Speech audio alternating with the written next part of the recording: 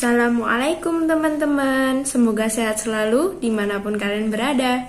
Di video kali ini kami akan menjelaskan tentang konsep sistem perekonomian Islam. Sebelum itu kita kenalan dulu yuk dengan pemateri. Yang pertama ada Penny, NIM 205 221 195. Kemudian ada Shandy, NIM 205 221 212. Lalu ada Niken, NIM 205 221 224, dan saya sendiri, Afifah, NIM 205 221 229. Langsung aja yuk ke pembahasan materi. Sistem ekonomi Islam adalah sebuah sistem ekonomi yang berdasarkan ketuhanan dan etika, sehingga ekonomi Islam akan bekerja sekuat tenaga untuk mewujudkan kehidupan yang baik dan sejahtera bagi manusia. Ekonomi Islam bertitik tolak dari Allah Subhanahu wa Ta'ala sebagai satu-satunya sesembahan dan memiliki tujuan akhir pada Allah juga. Pada sekarang ini, ekonomi Islam mulai bergeliat dan menunjukkan peningkatan yang cukup menggembirakan, mulai dari perbankan syariah, asuransi syariah, hingga perhotelan syariah. Bahkan hotel dengan konsep syariah cenderung mengalami peningkatan pemasukan yang signifikan. Prinsip dan kaidah syariah pengelolaan hotel diantaranya adalah mengutamakan tamu atau fal yukrim dhaifan, tentram, damai dan selamat atau salam, terbuka untuk semua kalangan, artinya universal, kafatan linnas, rahmatan bagi semua kalangan dan lingkungan, rahmatan lil alamin, penuh kasih sayang atau marhamah, jujur atau sidik, dipercaya atau amanah, dan konsisten atau istiqomah. Bisnis ekonomi dalam perspektif Islam. Pertama, menghindari melakukan kegiatan usaha yang dilarang atau diharamkan. Kedua, menghindari kezaliman terhadap sesama dalam melakukan kegiatan bisnis. Yang ketiga, tidak melakukan kerusakan terhadap lingkungan. Yang keempat, selalu berlaku jujur dalam berbisnis. Kelima, kesuksesan yang diperoleh dari hasil bisnis tidak akan membawa kemudaratan bagi pelakunya maupun bagi masyarakat. Terakhir, bisnis yang dilakukan tidak hanya untuk menjadikannya sukses, tetapi juga untuk mensukseskan orang lain. Lingkungan bisnis ekonomi Islam.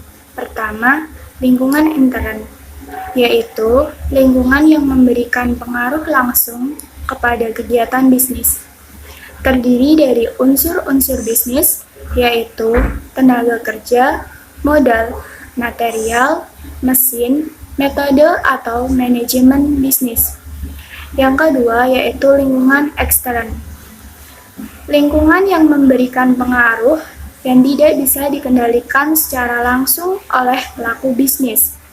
Terdiri dari dua. Pertama, lingkungan mikrobisnis, yaitu kreditor, pemegang saham, pesaing, konsumen, supplier, dan distributor. Yang kedua yaitu lingkungan makrobisnis, yaitu sosial ekonomi, sosial politik, sosial budaya, dan teknologi informasi. Kunci sukses bisnis ekonomi Islam yang pertama, upaya terorganisasi individu-individu, yaitu menggabungkan berbagai jenis sumber daya seperti sumber daya material, SDM, sumber daya keuangan, informasi, kewirausahaan, dan knowledge. Yang kedua, pemuasan kebutuhan, yaitu bisnis memenuhi kebutuhan dan keinginan pelanggan. Yang ketiga, memperoleh profit bisnis, yaitu yang pertama, profit adalah omset atau revenue dikurangi pengeluaran operasional bisnis. Yang kedua, menjalankan tanggung jawab sosial. Macam-macam sistem ekonomi. 1. Sistem ekonomi tradisional. Sistem ekonomi tradisional memiliki hubungan yang erat dengan tradisi dan adat-adat istiadat. Pada sistem ekonomi tradisional, kelebihan yang dapat dirasakan adalah terjaganya kondisi alam dan sumber daya karena tidak adanya eksploitasi yang berlebihan. Tetapi kekurangannya, biasanya peradaban dengan sistem ini lebih susah maju dan berkembang. Ini juga dapat dipengaruhi oleh tradisi dan adat yang masih kuat, sehingga menghambat kemajuan teknologi akibat adanya penolakan dari masyarakat. Yang kedua, sistem ekonomi komando. Sistem di mana pemerintah memiliki kuasa penuh atau dominan terhadap kegiatan ekonomi negaranya. Sistem ini bisa juga disebut sistem ekonomi terpimpin. Kelebihan dari sistem ekonomi komando adalah perekonomian masyarakat yang dijamin oleh negara. Selain itu, negara juga lebih mudah mengendalikan harga dan inflasi. Tetapi kekurangan yang dapat dirasakan adalah inovasi masyarakat dapat terhambat karena terlalu mengandalkan solusi dari pemerintah. Ini juga dapat menjadi masalah baru apabila negara justru tidak mampu memenuhi kebutuhan masyarakat karena konflik politik ataupun masalah internal lainnya.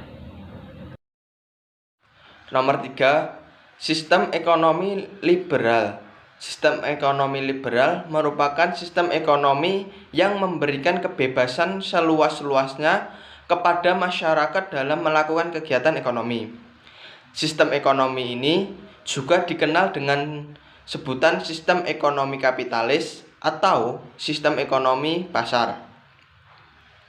Kelebihan dari sistem ekonomi liberal ini yaitu adanya kebebasan individu di bidang ekonomi dan produktivitas yang tinggi, karena masyarakatnya memiliki ambisi yang tinggi untuk menambah harta.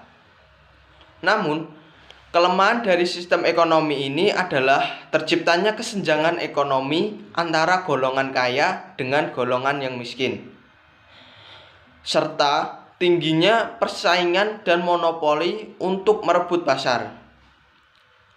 Nomor 4, sistem ekonomi campuran. Sistem ekonomi campuran ini merupakan gabungan dari sistem ekonomi komando dan liberal. Pada sistem ekonomi ini, baik pihak pemerintah maupun swasta memiliki peran dalam sektor perekonomian. Kelebihan dari penggunaan sistem ekonomi campuran adalah kestabilan ekonomi lebih terjamin dan mencegah adanya monopoli pasar oleh sekelompok masyarakat tertentu. Namun, kekurangannya dari sistem ekonomi ini, keuntungan sektor swasta tidak maksimal apabila dibandingkan dengan sistem ekonomi liberal, dan terkadang bisa ditemukan ketidakjelasan mengenai batasan pemerintah dan swasta dalam sektor perekonomian ini. Selanjutnya, kerjasama ekonomi dalam Islam. Ada beberapa kerjasama ekonomi yang dilakukan dalam Islam, yaitu yang pertama, kerjasama perbankan syariah. Yang kedua, kerjasama pegadaian syariah. Yang ketiga, kerjasama asuransi syariah. Yang keempat, kerjasama syirkah.